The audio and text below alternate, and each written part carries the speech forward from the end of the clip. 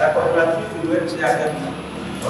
Comme j'ai annoncé depuis le mardi, c'est un consortium d'ONG qui veut s'entretenir avec vous sur un thème qui est un thème d'actualité.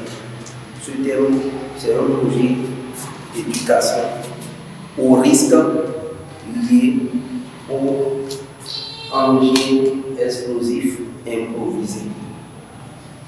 Parce que nous parlons d'engins explosifs improvisés, je crois un instant, même si le nom ne couvre pas grand-chose dans le développement, vous allez comprendre tout par rapport à ce projet. La science a pour l'objet de réduire beaucoup plus les risques dans cette commune et pourquoi pas dans le département de l'Antakora en général. C'est surtout ça. Donc nous allons nous entretenir aujourd'hui et également aussi demain à partir de 9h. Donc même si tout le monde n'a pas pu participer à cette séance aujourd'hui, il faut les informer pour qu'on puisse s'entretenir ensemble sur ce thème. À réduire les risques de ces engins. Vous allez au champ, vous avez des sentiers, vous voulez parcourir ces sentiers-là. Vous allez au marché, dans un village à côté, vous voulez parcourir des sentiers, vous allez tomber sur des trucs comme ça. Or, c'est posé pour des gens, vous allez tomber des gens, et voilà, le pied est coupé, le bras et tout ça, là, vous oubliez carrément, vous n'existez plus. Et c'est ça, c'est bon. Pas bon, parce que vous êtes de la génération montante, ce que je vois là, c'est comme si la plupart c'est des jeunes, il y a des mamans aussi là. Hein? C'est vous la génération montante. Et les moments sont là pour vous soutenir, pour que ça avance. On veut développer, partir et bien nouveau. Hein? On n'est pas là pour se faire du mal. Nous sommes des frères, on va voler, Donc, il faut qu'on fasse quelque chose. L'ONG est là maintenant pour vous soutenir. Pour vous soutenir à réduire les risques. Et quand vous rencontrez des trucs comme ça, comment vous allez faire? Quels sont les comportements à adopter? C'est ça qu'on va montrer ce matin. À travers les boîtes à images, on va développer, vous expliquer si vous avez des questions, vous allez poser. Moi, c'est M. Ismaël. Voilà mon nom. Je vais laisser vos collègues ici pour présenter les choses et on va regarder ensemble. Merci. Merci beaucoup. Bonjour à tous. Moi, c'est M. Tessie. Et je vais faire le devoir de rentrer dans le sujet parce que vous avez fait une fois. Vous voulez savoir de quoi on parle. Et je sais que beaucoup d'entre vous ici, vous avez déjà entendu parler de fonds artisanales, vous avez entendu qu'il y a des militaires qui sont morts parce qu'il y a le bon, vous avez entendu qu'il y a même des parents, des gens qui vous laissent parce qu'il y a le bon. Et je pense qu'il y a 2 ans environ, sur l'axe de Orga ici, sur la voie aussi, vous avez entendu qu'il y avait un qui avait explosé, et notamment heureusement que ça n'a pas fait de victimes, ou bien parmi la population. N'est-ce pas? Donc c'est un fléau. Il faut qu'on en parle, que vous sachiez comment vous comporter pour pouvoir déjà sauver votre vie et continuer à vivre, parlez-en à vos familles, à vos parents, pour pouvoir leur permettre aussi de rester en vie. Parce que quand quelqu'un passe sur une bombe, si la personne ne décède pas, la personne perd forcément quelque chose. Une dame, elle est revenue du marché, avec son enfant au dos, avec sa maman. Et malheureusement, elles sont passées sur un engin et une bombe artisanale, une artisanale. Elle, son bébé, son âne, sa maman, tout le monde est parti. Vous imaginez l'effet que ça fait sur la famille, sur la population, sur tout le monde. C'est 2 femmes et plus un bébé. Donc, vous voyez, c'est important qu'on en parle. Vous voyez, on pense que c'est juste pour les militaires contre les militaires, mais c'est faux. Parce que même les militaires dont on parle là, c'est nos frères. Vous êtes d'accord avec moi? Quand c'est comme ça a toujours des répercussions sur les autres aspects, les autres domaines de la société, de la vie familiale, de la société et de la vie professionnelle.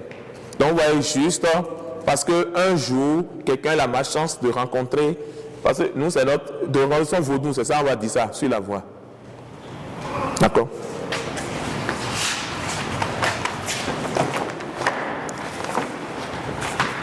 Donc, je disais tantôt que la maman, c'est elle qui garde la vie, qui préserve la vie à la maison. Elle est au centre de tout. N'est-ce pas?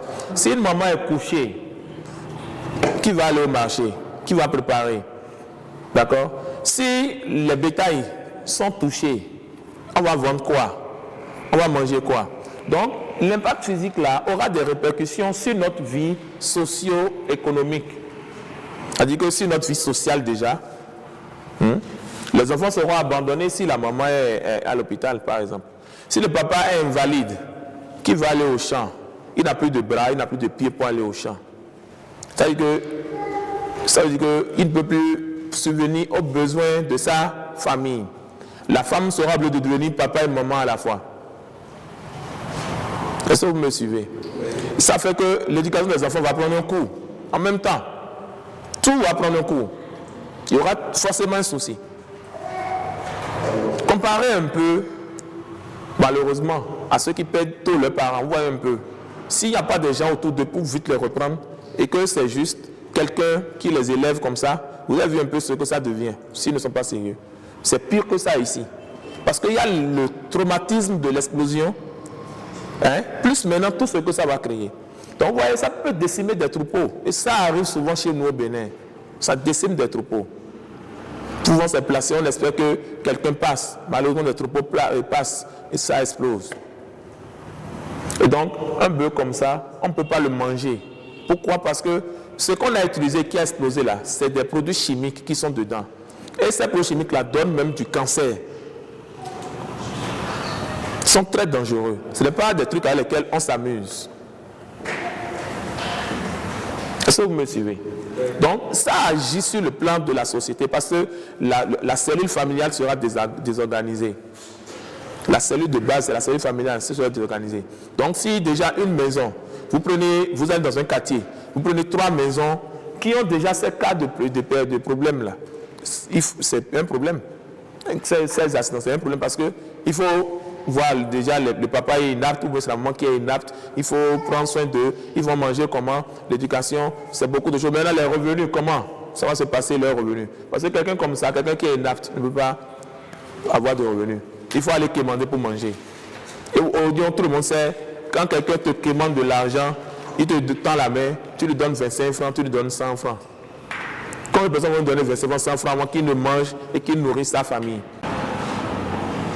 Est-ce que vous me suivez? Vous avez un animal comme ça qui meurt, avec tout l'investissement qui a été fait depuis que l'animal était tout petit, jusqu'à atteindre la maturité.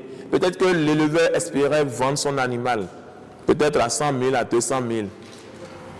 Peut-être qu'il y a le programme avec l'acheteur pour vendre son animal peut-être demain. Et il convoie les animaux. Il a déjà peut-être perçu une partie de la somme. Et en allant livrer, il y a eu accident. L'animal est mort malheureusement. Il va falloir qu'il vende un autre animal pour rembourser soit, ou bien il donne un autre en lieu et place. Donc vous voyez, ce que nous avons vu au début là, le fait qu'une bombe ou bien une mine accident, comme vous l'appelez, soit posée et que quelqu'un marche là-dessus, ou bien qu'un animal marche là-dessus, c'est beaucoup de conséquences sur le plan de la société, c'est beaucoup de conséquences pour notre économie. Quand il dit pour notre économie, si par exemple, on dit que pour venir de Natitengo à Tangueta, il y a des mines. Vous êtes d'accord avec moi? Si on dit ça, vous pensez que les gens vont venir ici pour vendre quelque chose? Personne ne va vouloir venir. On va dire, si on va dire, bon, tu sais, à Tangueta là, le riz c'est bon, hein, c'est cher. Le kilo du riz c'est à 1000 francs. Tu vas te faire de l'argent. On va dire non, je préfère garder ma vie que de prendre la voie pour me faire de l'argent. Vous comprenez? Et donc les gens de Tangueta auront faim, par exemple. Parce que les gens qui doivent venir leur vendre à manger, à cause de la peur des mines, ils ne vont pas venir. Donc sur le plan économique, il y aura des impacts. Est-ce que vous me suivez? Les gens vont abandonner leur boulot. Si quelqu'un de question au fur et à mesure, il peut lever la main. Hein? C'est bon? Les femmes, c'est bon? Je n'ai pas trop parlé de femmes aujourd'hui. Hein. Faut pas qu'elles pensent que je parle d'elles spécialement. Elles sont très gentilles et souvent, elles ne prennent pas de risques. Nous, les hommes, là, on aime... Si on nous dit ne fais pas ça, là, on aime souvent faire... Non, moi, je suis un homme. Moi, mon grand-père, il m'a donné la chose, je peux passer. Les femmes ne font pas ça. Hein. Même si leur grand-père ou une grand-mère leur a donné, là, elles sont prudentes. Parce qu'elles disent, mon mari, mes enfants. Donc, ce n'est pas que ça. Donc, je disais là tantôt que quelqu'un à qui on dit viens vendre le riz à Tangueta et il dit non, il pouvait garder ma vie. Parce qu'il se dit que si je prends le risque de prendre mon camion de riz, bien ma moto avec mon riz, bien mon IAM pour venir à Tangueta, qu'est-ce qui peut m'arriver? Non seulement je vais perdre ma vie, je vais aussi perdre mon moyen. Donc, si la moto passe, la moto sera détruite. Si c'est le véhicule sera complètement détruit. Vous êtes ici, vous voyez quand on enlève les véhicules qui ont explosé, vous voyez sur les véhicules, les engins. Vous voyez un peu comment à quoi ces véhicules-là ressemblent. Ça ne ressemble plus à rien. Il y a des moments où on ne trouve plus rien. Même parfois, quand il y a des hommes, selon ce qui est posé, quand l'homme passe sur ça, on ne trouve plus rien. On te dit que c'est ton frère qui est passé là-dessus, mais on n'a rien trouvé. Pour venir te montrer que c'est ton frère qui est mort pour enterrer. D'accord? Donc, ça va détruire tout ce qui est comme matériel, nos engins, nos véhicules, nos charrettes, nos ânes, nos chevaux. Tout ce qui va passer là-dessus va partir. Je donne l'exemple de la dame qui a dû marcher. Sa charrette était complètement éparpillée.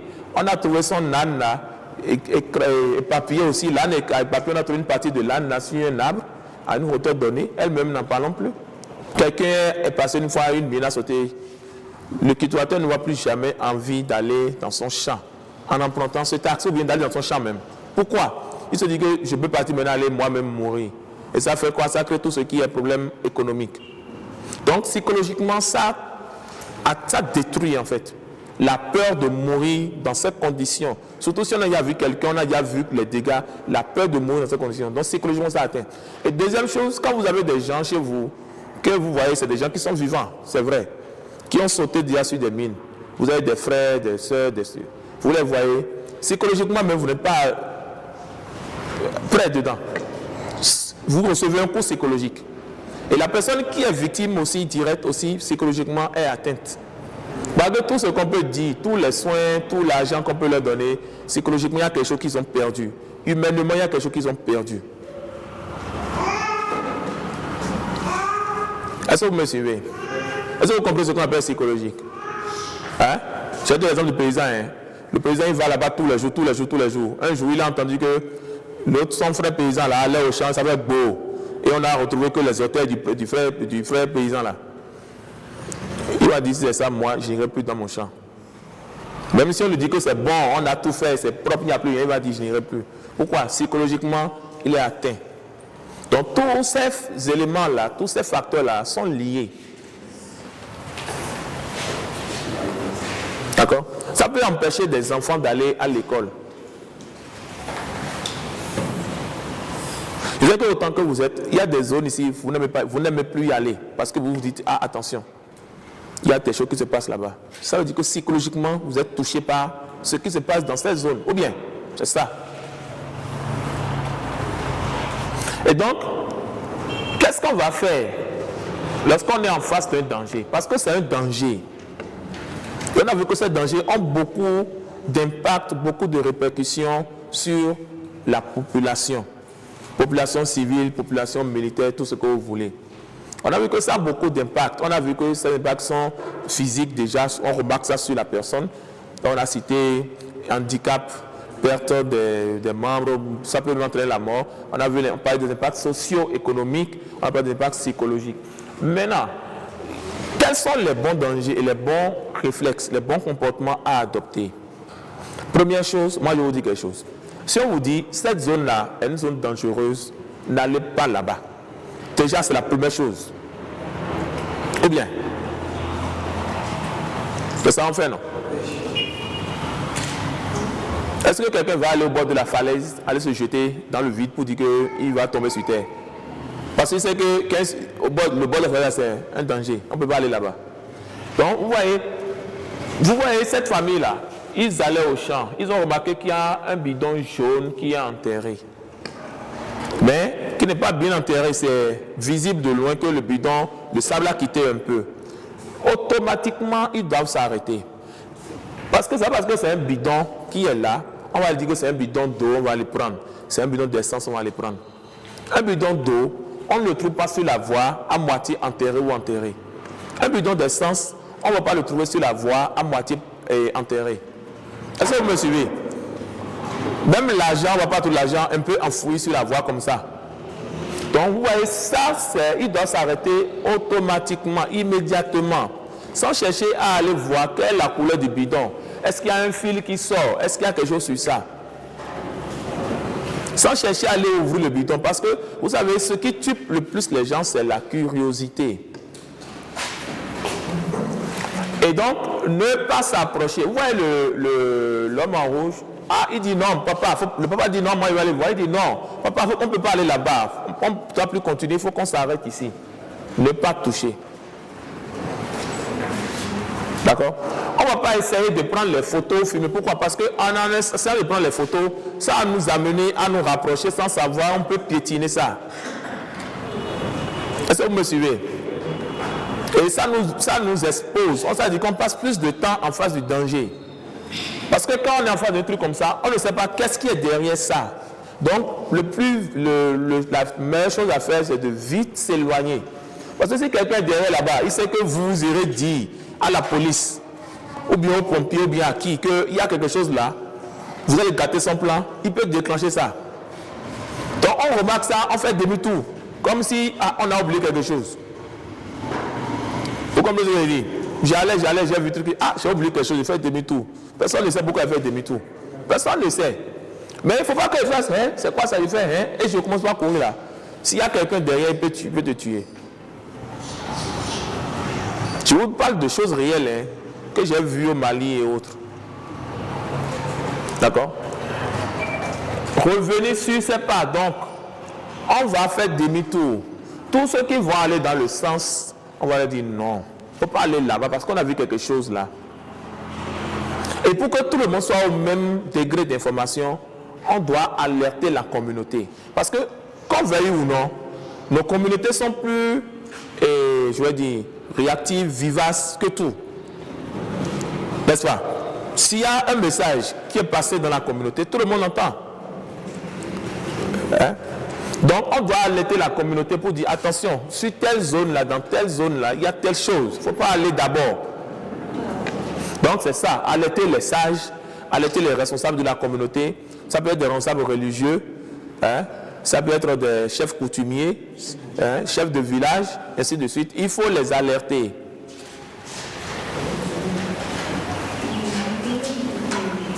Est-ce que vous me suivez? Ce n'est pas la peine.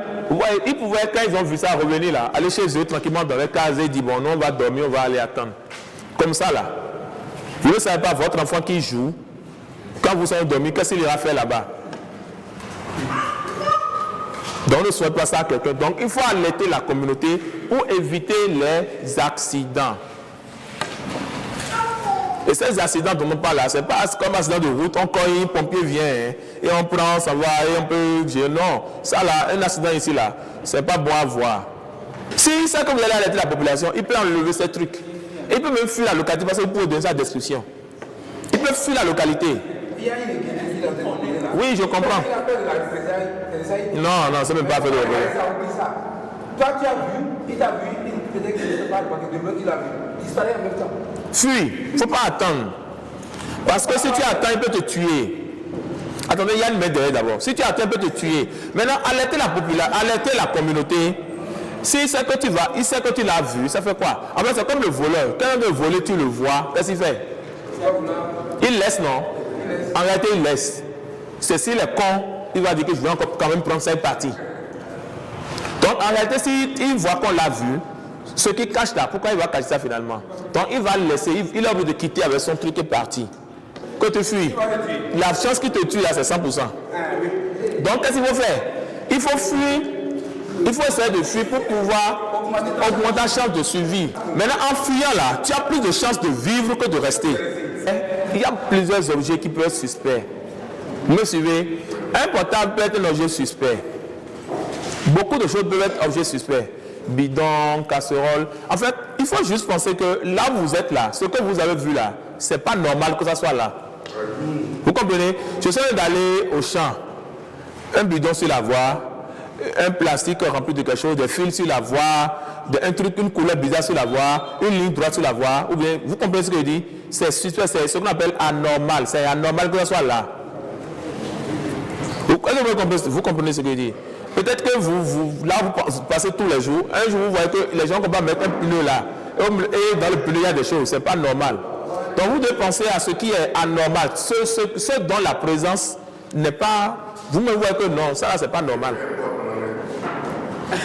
Bon, je vais vous donner un exemple. Vous avez vu sur les réseaux sociaux, quelque chose circulait là, billet là, on l'a déposé. Moi, je fais attention. On peut vous déposer tout ça, l'argent là. Je vous dis, je vous donne l'argent dans la vie, l'argent finit. Ou bien, si c'est milliard là, si tu ne fais pas quelque chose pour acheter là, ça va finir. Vous voyez? Mais la vie là, si tu es bon là, tu reviens d'accord. C'est fini. Donc, il faut avoir ça là dans la tête. Je vais te donner un exemple. Ok, là, suspect là, il faut mieux faire attention, laisser ça, aller à l'été d'abord. On vient, ceux qui sont spécialisés vont venir voir. Sinon, en voulant prendre là, c'est ça qui te crée les dommages. Parce que tu as envie de prendre ça, mais tu ne vivras pas. Donc, tout objet suspect là, ne touchez même pas. Je vais te donner un exemple. Quand tu as un piège à un animal, là, tu fais quoi? Piège à souris. Quand tu mets un piège à souris, tu fais comment? On met une nourriture, non? Et la souris veut manger une nourriture, tombe dans le piège, non? C'est pareil. C'est comme ça aussi dans le domaine là. Parfois, il y a ce qu'on appelle les appâts, quelque chose pour t'appâter. Un porte-monnaie, tu vas voir un porte-monnaie, tu vas aller au marché. Ah, tu as vu le porte-monnaie, tu as vu même l'argent, tu dis c'est quoi ça? Tu veux aller, tu veux prendre, tu piétines quelque chose, bon, c'est fini. C'est ça qu'on veut éviter, c'est pour ça qu'on vous dit ça. Maintenant, tu sors d'ici tout le porte-monnaie de la cour là, c'est pas la même chose, hein? Est-ce que vous comprenez? Là, on voit les gens passer, les gens passent tout le temps là, porte-monnaie là, c'est pas la même chose. Portable là, c'est pas la même chose. La première solution, c'est de ne pas céder à la curiosité. C'est quand on remarque qu'il y a quelque chose anormal, on revient sur ses pas, on alerte les gens pour que personne n'aille là-bas. Parce qu'il y a des gens, des services qui sont diligentés pour aller voir ce que c'est, pour vous dire c'est bon, passer, c'est pas bon, on attend. On retrouve un portable, un téléphone, c'est pas la même chose comme si on prenait un axe, je sais pas, et pour aller un sentier et on remarque quelque chose, c'est pas la même chose. À un moment donné, trop d'informations ne veut pas dire la désinformation. La désinformation, ce n'est pas ça. C'est toujours bon d'alerter pour que les gens comprennent les bons réflexes à avoir. C'est mieux. Parce que comme on a parlé de portable tout à l'heure, les gens ont ramassé des portables à Cotonou, aujourd'hui ils sont en prison. Parce qu'on a dit qu'ils sont devenus gaiman, cybercriminels. Les gens achètent des portables main à main, ils sont aujourd'hui en prison. Ouais, là où le portable peut entraîner quelqu'un. Comme vous savez, ça s'est déjà passé. Donc, ne pas s'approcher. Faire demi-tour, informer un adulte. Un enfant doit pouvoir informer un adulte. Ah, grand frère, j'ai vu telle chose. Grande soeur, il y a telle chose. Quand on allait à l'école, et on a fait demi-tour. Le grand frère qui dit, toi quitte là-bas, toi tu mens toujours là, tu n'as rien vu là. Il faut arrêter ça. Aujourd'hui là, le contexte sécuritaire aujourd'hui là, dans notre pays là, et avant c'est pas la même chose. Aujourd'hui, même il faut prendre tout au sérieux, même si à la fin on ne trouve rien, toujours prendre au sérieux. Ça va permettre de sauver des vies un jour. Et vous savez, les enfants, ils sont très curieux. Et ils ne mentent jamais. Mais le fait de dire à un enfant, tu n'as rien vu, quitte là-bas, il ne commence pas à développer le mensonge. C'est vrai, hein, si vous êtes habitué à refouler votre enfant, 1, 2, 3, 1, 2, 3, 1, 2, 3, vous allez faire de lui un menteur. Il faut souvent les écouter. Est-ce qu'il y a des questions? On y va. Hein? Donc, vous avez vu, il peut arriver que vous voyez aussi des signes. Des gens font des choses autour d'un danger. C'est pour vous dire, ne vous approchez pas. Vous avez vu, c'est vrai, ça ressemble à une corde. C'est en plastique et c'est blanc, rouge. Il y a des piquets. Ah, moi j'ai besoin d'un piquet pour ma roue. Moi je vais aller enlever le piquet pour ma roue. Moi j'ai besoin même du fer pour ma pioche. Je vais le prendre. Non, on ne fait pas ça. Le piquet, quand vous allez le prendre là, ça vous fait rapprocher du danger. Est-ce que vous me suivez? Vous exposez votre vie et vous exposez la vie de votre famille. Parce que si vous partez, votre famille va devenir quoi? Ça dit que c'est 2 bras qu'on a coupés. Donc, il peut arriver que les services, police, pompiers, l'armée, tous ceux que vous connaissez, aillent faire des choses comme ça, en attendant de continuer le travail. Ça peut être même juste une simple, ce qu'on appelle munition. Pas forcément ça, ça peut être juste une simple munition. On ne va pas toucher ça. Oui. Ah, il ne faut pas faire ça. Si ça explose là. Regardez, si là moi je suis, c'est à la porte que ça explose là, je serai touché. Même si je ne perds pas un membre là, le bruit là seulement là, ça peut me rendre sourd. Il ne faut pas chercher lance-pierre. Il ne faut pas chercher caillou et lancer sur ça. Les élèves, hein? Les élèves là, ils viennent de donc, ça c'est vous ça. C'est vous, on va vous parler de. Hein? C'est vous ça. On ne va pas céder à la curiosité. On a vu qu'il y a quelque chose là qui n'est pas bon. C'est sur l'axe, c'est un truc qui n'est pas normal. On ne va pas aller enlever ça. Parce qu'il y a des fils, on veut enlever les fils pour aller faire bricolage. On veut aller prendre le bidon pour aller mettre l'eau dedans à la maison. On ne fait pas ça. On arrête, on ne s'approche pas. On retourne sur ses pas pour aller avertir un adulte. Tout ce qu'on trouve qui est anormal, soit c'est l'enseignant, ah s'il vous plaît maître, s'il vous plaît professeur, en venant aujourd'hui sur ma voie là, j'ai vu telle chose à tel endroit, on dit ça.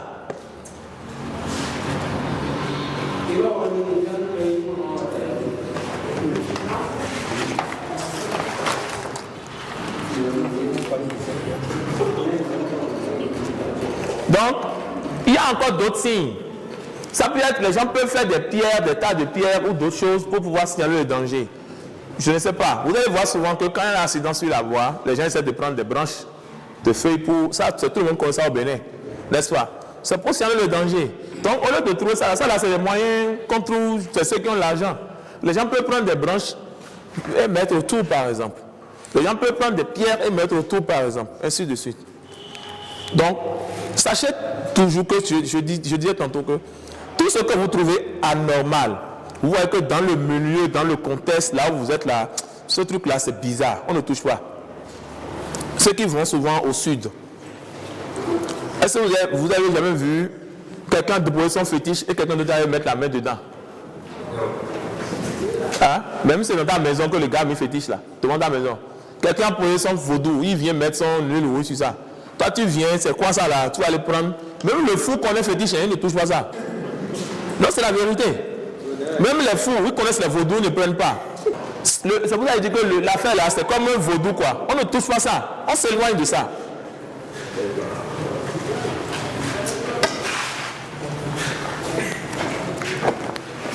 Parce que si ça arrive là, voilà ce que ça va donner. Ça, c'est ce que ça génère comme conséquence. D'accord?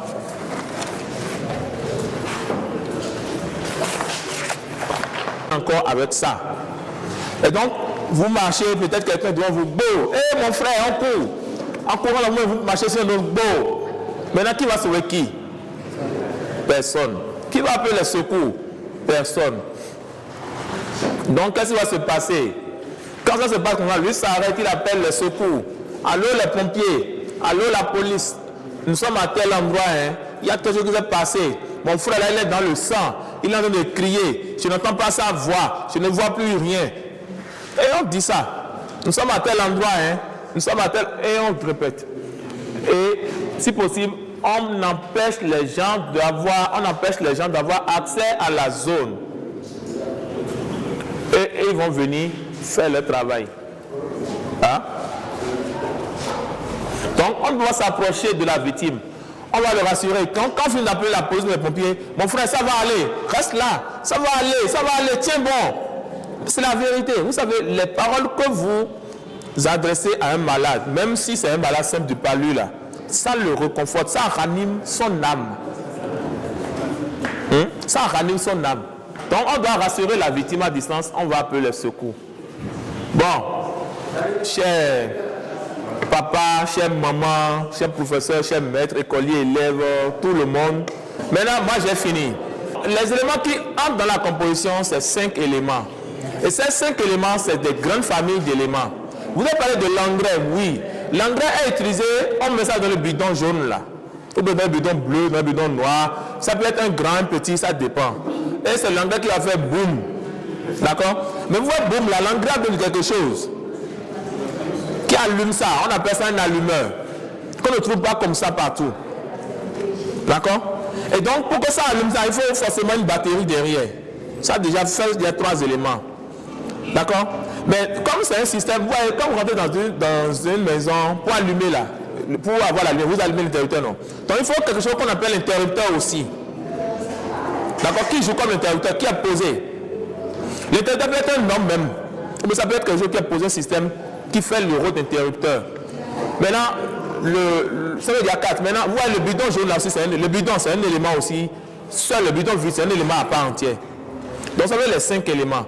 On ne parle pas trop de ça parce qu'on se dit que les gens connaissent déjà ça. C'est pas la peine de saouler les gens avec ça. Mais vous avez raison. Et dans ça, vous allez voir des fils utilisés un peu partout. Au Tchad, par exemple, il y avait dans le passé de la Tchad, les gens utilisaient ces produits-là, engrais là, ils utilisaient ça pour faire leur produit là, pour vous parler là. Par rapport à ce que vous avez dit, le terrorisme là, c'est un. Regarde, ça a commencé par le Mali. Mali, Burkina, Niger, et c'est en train de descendre vers le Bénin. C'est déjà au niveau de notre zone ici au nord. Donc c'est pour que ça ne se continue pas qu'on est en train de sensibiliser, qu'on puisse éviter le mal, réduire le mal. Parce que les bombes là, quand ça éclate ici, c'est pas seulement une balle qui tue une personne, c'est beaucoup de gens. Et ce n'est pas bon. Quand on tue beaucoup de gens là, la jeunesse qu'on est en train de promouvoir là, on va trouver qui vous va faire avancer le pays. C'est pour ça qu'on dit ça, qu'on arrange pour se sensibiliser nous-mêmes. L'argent là, ça finit. Je répète, hein, ça finit. Mais les humains là, ça ne finit pas. Ce qu'on va faire, vous allez prendre avec le responsable, le coordonnateur, pour voir si vous avez des propositions à lui faire, il va vous aider. On va prévoir des autocollants, affiches autocollants pour vous. Et comme on est en train de dire, on va voir comment organiser par arrondissement. Nous aurons au moins quelques personnes qui vont nous aider pour afficher ça dans les arrondissements. Vous voyez. Donc on va prendre toutes les dispositions. Merci beaucoup les amis. Applaudissez pour vous-même. Vous avez été génial, merveilleux, formidable. Moi, je vous aime comme ça. Acclamez encore, acclamez encore. Merci beaucoup. Merci, je vais laisser la parole au coordonnateur. Nous vous rappelons qu'il y a la même séance encore demain. Et comme notre ami vient de le dire, ceux qui ne sont pas venus aujourd'hui, il faut les inviter pour nous. Et on a pris en compte toutes vos propositions. Les propositions de relais que vous avez dit, on va travailler sur ça. On va travailler pour que cette séance ne soit pas une seule séance. Ce sera réédité plusieurs fois. On va prévoir des autocollants. Et ces autocollants seront affichés un peu partout, comme dans les salles, on affiche les autocollants de lutte contre Covid, comment respecter les gestes barrières. Nous avons pensé à ça. On va doter, n'est-ce pas, chaque relais de ça. Donc, prenez en compte toutes les règles données par les amis là. Prenez ça en compte. Travaillez pour ça, pour le bonheur de notre communauté. Je crois que je vous remercie. Merci.